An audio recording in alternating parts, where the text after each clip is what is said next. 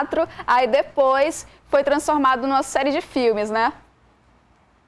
Isso, a gente começou exatamente com o Corpúsculo e foi lá que começou essa onda de cinema. A gente fez uma sátira da saga Crepúsculo, que há 10 anos atrás foi o auge, uma febre adolescente com direito a 3 livros, não, 4 livros, 5 filmes. E a gente fez a mesma coisa no teatro, fizemos o Corpúsculo, foi um sucesso, um ano lotado, depois a gente fez a continuação, depois a gente fez a continuação, e no audiovisual a gente fez 2 filmes, que foi o nosso primeiro sucesso. O Corpúsculo, ele chegou no auge da pirataria, que eu acho que era uma honra para a gente ser pirateado. Naquela época, ser produto pirata era você ser o bambambam do YouTube hoje em dia, por exemplo.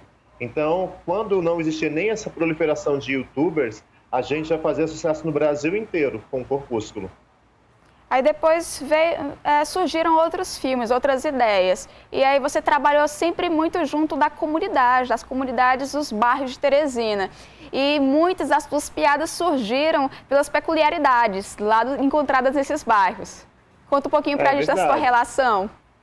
A gente começou com o Mocambinho filme, que acho que até uma pessoa pediu para eu responder como é que a gente conseguiu elaborar um roteiro tão legal quanto o Mocambinho. Na verdade, o Mocambinho tinha uma espinha dorsal que a gente foi preenchendo à medida que a gente foi convivendo com os habitantes do Mocambinho. Nós todos, atores e equipe, a gente foi morar no Mocambinho, a gente alugou uma casa lá no bairro, fomos morar lá para conhecer os hábitos. E a cena inicial do Mocambinho, que são as 2 vizinhas brigando por conta do esgoto que está sujo, uma jogando na casa da outra, foi uma sugestão de uma moradora. Ela disse, olha, isso acontece todos os dias aqui no bairro. Então, assim, a gente colocou, e hoje em dia a cena é clássica, é uma das cenas que as pessoas mais gostam. E a gente conseguiu contar uma história humana, sabe? A gente humanizou os bairros, humanizou os personagens, e começou com o Mocambinho, depois a gente fez Todo Mundo Mora no Dirceu, e estamos aí aguardando os próximos filmes, porque primeiro tem uma série de outras coisas que eu estou produzindo, para depois voltar para o filme de bairro. Você é um cara que foi premiado em vários lugares e também você também é conhecido por outros filmes, né? O Mocambinho, Todo Mundo Mora no Dirceu, e você tem uma relação muito próxima com as comunidades teresinenses e eu acho muito inspirador. Inclusive, eu fiz um trabalho junto à professora Jaqueline falando um pouquinho do cinema piauiense produzido por você. E a gente vê esse teu esforço que tudo que você produziu, até o Todo Mundo Mora no Dirceu, que acredito que tenha sido a tua última produção, que foi dinheiro do teu bolso, né? Você não tinha participado de nenhum edital, não tinha conseguido ainda um financiamento para essas suas produções. Isso, acho que até 2 anos atrás, todo o produto audiovisual que eu fiz foi recurso próprio. Somente agora, em 2018 é que houve um edital, o primeiro edital do Piauí de audiovisual, que foram contemplados vários projetos, e eu fui contemplado com um curta-metragem que eu gravei esse ano, devo lançar ano que vem, chamado O Arco-Íris. Foi um edital através da Secretaria de Cultura, Secretaria de Cultura, que eles fizeram, e vários outros cineastas também puderam ser premiados. Até então eu só fazia filme realmente baseado com o que eu tinha em caixa, juntava o ano inteiro, juntava 2 anos, e aí eu conseguia fazer um filme. Mas o maior prêmio para mim, que estava falando em premiações, foi engraçado, é o reconhecimento das pessoas. A professora Jaqueline Dourado, quando ela fez esse trabalho, que ela fez uma tese de doutorado, falando do meu trabalho de cinema aqui no Piauí, que ela foi para Portugal para falar disso, eu achei essa uma das maiores homenagens que eu tive na vida. E hoje eu vi uma outra no YouTube, quando as pessoas elas estão lá escrevendo o que elas acharam do filme, um cara que ele pegou e disse, para mim o melhor filme nacional que eu já vi. Sabe quando você diz, ouve uma pessoa dizendo que é um filme nacional, isso te enche tanto de orgulho, porque é só um filme. A gente não teve verba, a gente não teve dinheiro de filme nacional, mas de repente está rodando o mundo inteiro e alguém diz, é o melhor filme nacional que eu já assisti. Para mim, esse é o maior prêmio que eu posso receber. Franklin, falando de filme, falando de produção nacional e também outras produções no mundo, você trouxe para a gente uma lista aí de filmes para enfrentar a quarentena. Você pode começar? Claro que sim. Vamos lá. Afinal de contas, a gente está perdido em casa esses dias todos, né? Preso. E a gente só tem isso, comer e assistir filme. Inclusive, eu saí com uns 20 quilos a mais depois dessa quarentena. Então, eu trouxe alguns filmes depois dos períodos iniciais. Eu passei muito tempo consumindo filme de epidemia. Eu assisti o Contágio, Pandemia, Epidemia, a gripe, o vírus, Guerra Mundial Z, tudo que era sobre vírus, eu acho que eu vi no começo dos dias aí da quarentena. Aí dei agora uma mudada de foco, escolhi alguns filmes para agradar gregos e troianos. E a gente começa com o quê? Eu fiz uma lista para você, o que a gente começa falando dos nacionais, internacionais, o que a gente fala? Pode seguir naquela lista que você me mandou.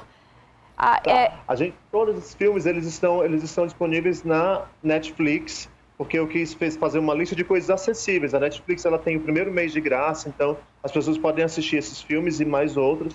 Então eu não coloquei filmes impossíveis a gente encontrar, não. Estão todos por lá. Franklin, antes da gente colocar em tela esses filmes que você vai recomendar para o pessoal, eu quero falar com você que está assistindo a gente, manda um recado, manda sugestão, fala alguma coisa nos comentários de onde você está se comunicando conosco, assistindo a nossa live, para a gente interagir e também bater esse papo, jogar essa bola para vocês. E, Franklin, vamos começar. Acho que você tem um filme chamado Garota Exemplar, né? O pessoal colocar aqui o slide Sim. na tela das capas dos filmes. Esse é um filme da Netflix muito bacana, que vale a pena você ver. É um filme que já tem mais de 6 anos lançado aí, com Ben Affleck, quando ele estava fazendo essa linha de ação, aventura. Ele fez esse filme de suspense, né, que foi baseado numa obra literária, e vale a pena você ver porque você não sabe o que vai acontecer até o final. Ele segue o mesmo molde de beleza americana. A gente fica preso pelo filme, a gente não sabe quem está certo, né? A mulher dele desaparece da noite para o dia e toda a mídia e a polícia fica dizendo que ele matou a mulher dele. E de repente a mulher dele reaparece e a gente vai saber da verdade que acontece com ela, que ela era tida como uma garota exemplar, inclusive tinha um livro infantil que ela era personagem, a garota exemplar. E a gente vai descobrir que de exemplar ela não tem nada e vai sendo lançada uma teia de aranha que vai desencadeando em grandes emoções e a gente não consegue deixar de ver o filme. Para mim é uma boa pedida sempre. Eu acho que eu já vi esse filme 3 vezes, porque cada vez eu descubro uma coisa nova nele. Vale a pena você começar esse seu final de semana assistindo Garota Exemplar. Eu tenho um filme que também assisti mais de uma vez, eu recomendo. E a gente vai dar essas dicas aqui para vocês que estão assistindo a live, sem spoiler, tá? É só para atiçar a tua vontade de assistir aos filmes e séries que a gente vai recomendar. Franklin, o pessoal já começou a comentar aqui nas redes e já estão mandando um oi, dizendo onde é que estão falando. Tem um pessoal, olha só, o José Gomes disse que está em Santos, mandou boa tarde para a gente. A Vanessa Mamed falou que está no Promorá. O Kevin, 88, está em José de Freitas e a Mária Batista em Lagoinha do Piauí. Boa tarde para vocês. A Mária Fernanda falou que está no bairro Santo Antônio. Vamos continuar, Franklin? A gente fez um curta-metragem em José de Freitas chamado As Fofoqueiras. Foi um projeto da Escola Gomes Campos, que é a escola de teatro que eu trabalho. A gente fez esse curta-metragem ano passado e está no YouTube. Então, quem quiser assistir esse curta de José de Freitas, chama As Fofoqueiras. Franklin, o Júnior Torres está dizendo para você fazer um filme do Promorá. Olha só, engraçado que esses filmes, eles todos começaram no começo dos anos 2000, né? O Promorá dos anos 2000, eu lembro muito como é que ele era. Tinha muita festa, tinha muito carnaval fora de época. Tem toda uma história peculiar. É uma boa ideia, Júnior. Pois vamos à nossa segunda dica de filme. Vamos lá, qual é que está na lista aí para a gente começar? Que eu posso dizer um e não está no slide. Pessoal aí que está comandando os slides, coloca na tela o próximo filme. A gente tinha Garota Exemplar. Tinha também... Tem Onde Está a Segunda. Isso! Onde Está a Segunda. Gente, esse filme é muito bacana. Segunda. Você já viu, Valéria? Já assisti. Nossa, esse filme me surpreendeu, porque, assim, não dava nada, porque a gente não conhece o diretor, a atriz ela não era muito conhecida, mas ela já tem 2 filmes de aventura na Netflix. E esse ele surpreende, principalmente porque ele fala de um futuro pós-apocalíptico, onde a comida ela fica escassa e a população mundial cresce demais. E a história se passa justamente nisso. Então, assim, as pessoas são proibidas de terem mais de um filho, elas só podem ter um filho, cada família, e quando uma família ela tem mais de um filho, eles têm que entregar esse filho para o governo, e o governo diz que vai congelar essas crianças, colocar elas congeladas no tempo, para que quando passe esse problema da fome mundial, essas crianças sejam descongeladas. Aí o que acontece? Tem uma família que ela tem 7 filhas. E aí elas têm que ser escondidas, né? Então, cada filha dessa tem o nome de um dia da semana. Segunda, terça, quarta, quinta, sexta. E elas são gêmeas. E o que vai acontecer? Para que elas não sejam entregues para o governo, o homem que adota elas, que cuida delas, ele decide fazer um esquema que é o seguinte: como elas têm que trabalhar, cada dia da semana, uma delas vai trabalhar no lugar da outra. Elas têm que crescer igual e elas precisam enganar o sistema vigente e elas têm que, cada dia, uma ocupar o papel da outra e tentarem ser o máximo de igual possível, até que a segunda desaparece. E aí, quando a segunda desaparece, aí a gente vai ter que descobrir o que vai acontecer com as outras e como é que elas vão fazer para quebrar todo esse sistema mundial de aprisionamento dessas crianças. É muito bacana, gente. Eu acho, Franklin, que eu tenho um gosto um pouco parecido com você, porque eu gosto de filmes surpreendentes. Aquela história, fórmula que geralmente os blockbusters usam para roteirização de algum filme, a gente é meio previsível, né? A gente sabe que tem, mostra qual é o personagem, mostra qual é o poder dele, depois tem algo que acontece para fazer ele se desestimular na história, a gente vai começando a criar uma relação mais íntima com aquele personagem, aí depois tem a ascensão dele e a vitória. Então, geralmente, esse roteiro que a gente vê nos filmes de grande orçamento e também nos filmes, por exemplo, eu não vou falar muito que empresa é para poder o pessoal não começar a reclamar, mas tem alguns filmes de super-heróis que usam muito essa fórmula e eu acho que eu já não gosto muito porque gosto de coisas que surpreendam. Por isso que até eu selecionei um filme que foi premiado bastante este ano para me dar essa dica de cinema para vocês. Franklin, e o outro filme que você sugeriu foi Durante a Tormenta, é um filme espanhol. Um filme espanhol que tem como protagonista o professor de La Casa de Papel, que é um grande sucesso que está aí na Netflix. Esse filme, ele é um daqueles filmes que tem várias viagens no tempo, vários loopings temporais, e ele acontece com umas tempestades, que é que um rapaz, ele cresce com um problema que acontece durante uma tempestade. E ele passa vários anos tentando resolver esse problema quando volta essa tempestade. Isso envolve a família dele que desaparece, viagens no tempo e muita coisa imprevisível. E a gente tem que assistir para descobrir como é que esse suspense vai mexer com as emoções da gente. Veja que eu só estou falando de suspense agora, viu, Valéria? Por um motivo muito especial que você acabou de falar, para a gente não colocar só roteiros previsíveis para as pessoas, porque isso é comédia romântica, né? A gente já sabe o que acontece, já sabe como vai terminar, a gente assiste porque a gente quer passar o tempo. Esses filmes não, esses filmes a gente vai dormir pensando neles e pensando, será que era aquilo mesmo? Será que está certo? Então, Durante a Tormenta, ele é um desses filmes imprevisíveis, que é espanhol, que eu acho que a Espanha está se destacando muito no cinema, na produção de séries, e tem o professor, que é um outro chamariz para o filme. Com certeza. A gente também vai falar daqui a pouco sobre o cinema aqui, mas antes tem um romance, um filme japonês que chamou muita atenção do mundo inteiro e também está na Netflix. Exatamente. Esse filme, olha, eu coloquei ele na lista justamente por isso, porque ele é um filme tão bonitinho. Eu gosto muito de ver animações, sabe? Eu gosto muito de ver filme de super-herói. Eu hoje mesmo estava aqui morrendo de chorar com o filme do Snoopy, do Charlie Brown, que é aquele longa-metragem de 2 anos atrás. Eu amo Snoopy.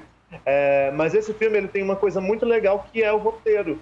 É uma animação japonesa, onde num belo dia, uma menina acorda no corpo de um menino. E que história é essa?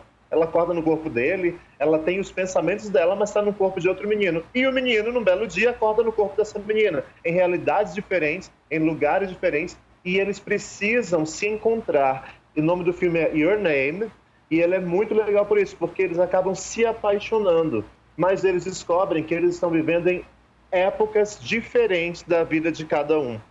E eles vão ter que bolar um jeito de se encontrar e saber como eles vão superar a grande tragédia que se abateu no Japão nesse filme durante o período gravado, durante o período feito dessa história. Então, vale muito a pena a gente ver. É uma comédia romântica imprevisível, muito bonita, inclusive tão boa que os Estados Unidos, Hollywood, comprou o roteiro e parece que eles vão fazer o filme live action com atores reais, porque a história é muito bacana. Vale muito a pena a gente ver. É um desses filmes de romance, eu não gosto muito de romance, mas eu gosto muito do romance dramático, que tem esse desfecho que esse filme tem. É um filmezinho muito bonito, que vale muito a pena você aquecer o coração assistindo ele. Your Name. A gente vê a leveza do cinema japonês, como é que eles relatam os sentimentos, a poesia que eles criam em torno disso, e por isso que vale muito a pena acompanhar um filme, uma produção japonesa, por conta disso. É muito poético. Bom, e falando de um filme também que é poético, mas também que é forte, a gente já entra nos Miseráveis. Ah, gente, esse filme é um marco para mim, porque eu sou louco por essa obra do Victor Hugo, né, que é Os Miseráveis, que é um filme tão presente nos dias da gente, tão presente nos dias atuais. Ela é uma obra escrita há mais de 300 anos, numa Paris de 1800, e que a gente tem uma história tão presente, onde está acontecendo uma grande revolução na França. Nós temos aí o lado dos miseráveis, dos muito pobres, e o lado dos ricos. O lado do exército, que quer ir contra o povo, o lado dos policiais, que vão contra o povo, que quer lutar pela igualdade, fraternidade e liberdade, que são os lemas franceses. E a gente encontra nesse musical grandes interpretações, como nós temos, por exemplo, o Hugh Jackman, que está fazendo um personagem fantástico. Ele emagreceu muito para fazer esse filme, fez uma caracterização perfeita do Jean Valjean. Nós temos aí, por exemplo, a Amanda Seyfried, que está fazendo a Cosette, que é um dos personagens mais fofos que eu acho da história. E uma história fantástica, que não tem como você não se emocionar. Agora, vou logo avisando, é um musical. Ele é música do começo ao fim, praticamente não tem nenhuma palavra falada. Então, para quem não gosta de musical, não é dica. Mas algumas das músicas mais bonitas de todos os tempos estão nesse musical, como On My Own, cantada aí pela Samantha Banks, que faz uma interpretação divina, ela que já fez no teatro e também está nesse filme.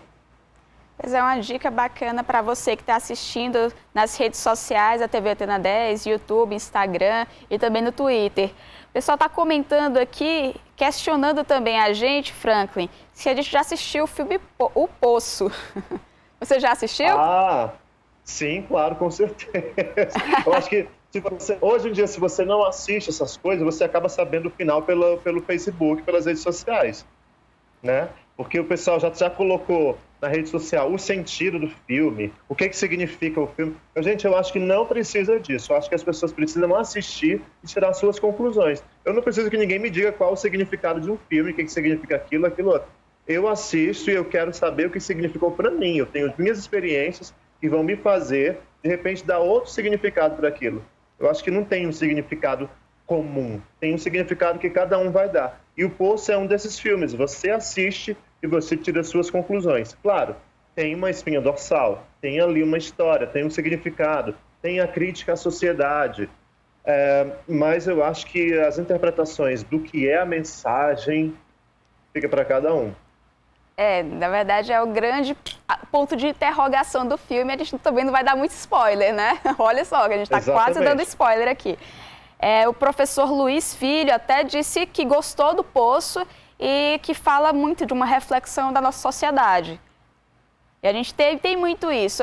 Eu não vou falar muito do filme porque a gente não preparou quanto a isso, mas a gente vê que no decorrer dos andares do poço, a gente vai observando essa relação que teria, né? Uma pirâmide, né? Tem o pessoal que está mais beneficiado, tem a região mediana e tem a região lá no fundo do poço que fica sem muitos recursos e também sendo inferiorizada em vários outros aspectos. Mas, Franklin, vamos falar das produções nacionais, cinema nacional, Aquários. Ah, sim, eu coloquei esse filme porque ele é um filme do Kleber Toledo, o primeiro dele a fazer sucesso internacionalmente. E ele fala também, eu acho que hoje está muito na moda, filmes com críticas sociais, viu? Inclusive o último dele, que foi Bacurau, né? Foi sucesso no mundo inteiro, e no Brasil foi a polêmica que foi porque os cinemas meio que proibiram no começo ele ser veiculado, né? De ser transmitido. Só depois que ele ganhou o mundo é que ele veio para o Brasil. E foi numa mesma época que o Parasita ganhou o Oscar. Então, ano passado, no ano passado, o ano foi do cinema de crítica social. Nós chegamos num ponto em que nós precisamos colocar o dedo na ferida, e por isso está o sucesso do Poço. Está explicado por isso. As pessoas estão usando o cinema para falar dessa questão social. E nós temos aí em Aquários toda essa conjuntura num único edifício, que é um condomínio onde mora a personagem da Sônia Braga, e a especulação imobiliária está forçando ela a sair daquele condomínio para fazer dali um empreendimento bem maior. E ela não quer sair porque é a casa onde ela teve as experiências de vida dela, morou com família, com marido, com os filhos, e ela não quer sair de jeito nenhum daquela casa dela. E aí nós temos várias tentativas dos donos do imóvel de amedrontar ela, de colocar ela para fora, de forçar ela a sair dali. Então nós temos toda essa conjuntura social no filme, mas para mim o que mais impressiona mesmo é você ver como a Sônia Braga melhorou com o tempo. Eu assisti o filme e disse, meu Deus, essa mulher é uma força da natureza. É incrível, ela está simplesmente fantástica. Ela faz uma personagem que ela tem um seio extirpado, que ela teve um câncer de seio, tem uma cena que ela está sem um dos seios, mas ela é uma força, ela invade a tela de uma forma, ela consegue dar tanta credibilidade para o personagem que você fica apaixonado. Eu vi o filme no cinema 2 vezes e a trilha sonora também é fantástica. Eu recomendo demais assistir. Tá na Netflix, gente. Você pode começar assistindo ele e depois ir assistindo outros filmes nacionais, tem muita coisa boa por lá também. Falando de filme nacional, mas também filme piauiense. Você trouxe algumas sugestões, inclusive um filme seu, né? Então, eu tenho que puxar a brasa para minha sardinha um pouco, né? Mas como a gente já falou do filme piauiense, no meu caso, do Mocambinho, eu vou aproveitar e vou falar de outro filme piauiense, né? Que é eu acho que é uma pessoa que ela incentivou muito o cinema piauiense, que é o Cícero Filho, com o Ike Vida. Ele fez, antes de eu fazer o Mocambinho, ele lançou Entre Amor e a Razão nos cinemas. A gente tem que tirar o chapéu para as pessoas que elas botam a cara a tapa antes das outras, sabe? Eu acho que é muito importante. Você gostar ou não do trabalho de alguém, não tira o mérito da pessoa. E o Cícero, eu gosto muito do trabalho dele, mas ele tem esse mérito de ele chegou na frente e ele fez acontecer. Eu lembro que quando ele fez o Ai Que Vida, ele estava competindo com Harry Potter nos cinemas, no mesmo horário. E o Ai Que Vida por uma semana ficou em um cinema da cidade, tendo mais público do que o Harry Potter. Ou seja, a gente gosta de se ver. A gente gosta de ver nossas histórias. Então, por isso é muito importante contá-las. E eu tiro o chapéu para o Cícero Filho, para o Ai Que Vida. E convido todos vocês a assistirem Mocambinho, que está no meu canal do YouTube, Franklin Pires, quase chegando a 1 milhão de visualizações para todo mundo assistir. Muito bom. Ambos os filmes, Mocambinho, Ai Que Vida, a gente se diverte, porque a gente se reconhece e também tem muitas piadas que só nós entendemos, além do mais, usa muito nosso regionalismo. Nossa, quando eu assisti a primeira vez Ai Que Vida, você ria só do ai, minha irmã, essas coisas que fazem parte do nosso cotidiano e é muito legal, muito divertido a gente se ver, se reconhecer. Franklin, tem muita gente comentando e elogiando o teu trabalho. O Marcos César diz que já assistiu muitas peças teatrais tuas e que são muito boas. Ele ainda diz que você é um grande profissional da dramaturgia daqui do Piauí. Opa, um abraço, obrigado, Marcos. E eu quero só dizer para vocês que esse ano Se tudo correr normalmente, a gente lança até o segundo semestre nosso próximo filme, que é a sátira da Caverna do Dragão, chamada Baderna do Dragão. A gente gravou já em Monte Castelo, Piripiri, Delta do Parnaíba, e estamos terminando agora. A gente vai gravar em Bom Jesus as cenas finais assim que a gente conseguir sair de casa. Então a gente vai fazer para vocês esse presente para os saudosistas da Caverna do Dragão dos anos 80, Baderna do Dragão. Você falou, Franklin, sobre o filme Parasita, e essa foi a minha dica de filme para vocês assistirem, vocês que estão nos acompanhando aí nas redes sociais. Por quê? Parasita é um filme que ele não é previsível, e outra coisa, ele traz uma crítica social grande e ele tenta mostrar esses dois lados, o lado da família que vive num local fechado, pequeno, sujo, e o lado de outra família que tem poucos membros em relação a essa, que é a principal da história, e você vê que eles vivem numa abundância muito grande e eles começam a criticar uma coisa e a outra. A gente vai vendo essas duas vertentes, essas vidas diferentes, e acabamos nos deparando com algo surpreendente, tanto no meio do filme quanto no final. E essa é a dica que eu trago de filme. O Parasita, ele também, além de ser um filme sul-coreano, o primeiro a ganhar o filme de o Oscar de melhor filme, que foi algo assim, quebrou todos os padrões em relação ao cinema internacional, porque é muito difícil o filme internacional ganhar um título desse tamanho, uma consagração que é o Oscar, e ele também conseguiu ganhar também o de roteiro original. Eu acho que nessa época casa muito. A gente precisa desses tipos de cinema que fazem a gente se questionar e também se envolver e pensar, refletir muito sobre o que é que está acontecendo na nossa sociedade.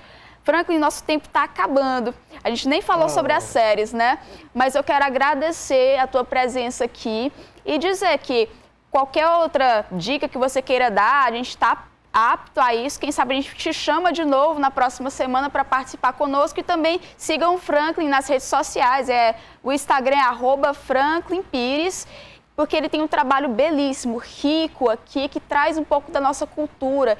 E ele é um cara que é cinéfilo também, curte muito filme e traz pra gente toda essa carga. Muito obrigada, viu, Franklin? Valéria, eu que agradeço você pela oportunidade, pelo espaço, vocês Antena 10 também. Parabéns pelo trabalho, porque eu acho que vocês que estão indo trabalhar, vocês estão saindo de casa, indo para o estúdio, vocês merecem nossa salva de palmas, juntamente com todos os profissionais da saúde e o pessoal da área essencial.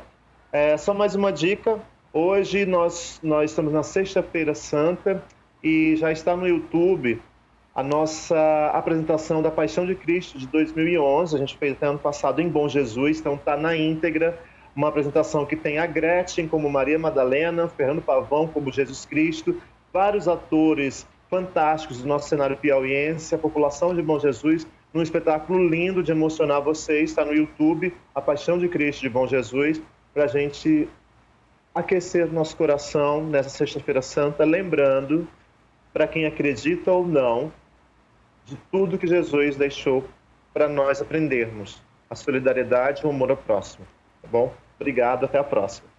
Obrigada, Franklin, obrigado por você que assistiu até agora, boa Páscoa, boas festas, fique em casa se puder. Um abração, até a próxima. Tem live na segunda-feira, tá? Abraço.